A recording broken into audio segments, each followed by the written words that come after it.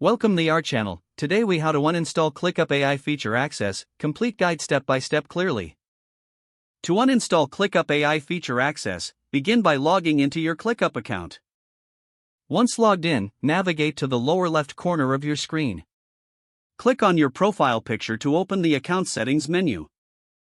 In the Account Settings, locate the Integrations tab. Click on Integrations to view all installed integrations and features. Scroll down to find the AI Feature Access section.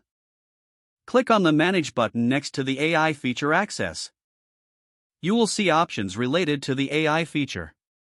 Select Uninstall or Disconnect to remove access to the feature. A confirmation prompt may appear on your screen. Read the prompt carefully to understand the changes. If you're sure you want to proceed, click Confirm or Yes. Wait a moment while the system processes your request. Once completed, you will receive a notification indicating the successful uninstall. To ensure the change has taken effect, navigate back to the AI Feature Access section. Verify that the feature is no longer listed among your integrations.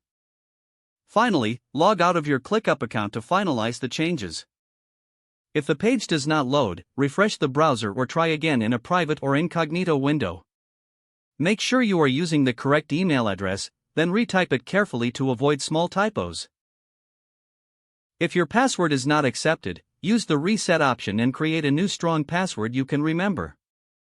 Check your spam folder for verification or security emails, then complete any requested confirmation steps. Enable two-factor authentication if available to improve account security and reduce unauthorized access risk. After signing in, review your profile details so your contact information and settings are accurate and current. If you see an error message, note it down and try again after restarting your device and internet connection. Log out when you finish, especially on shared devices, to keep your account and payment information secure. If the page does not load, refresh the browser or try again in a private or incognito window. Make sure you are using the correct email address, then retype it carefully to avoid small typos.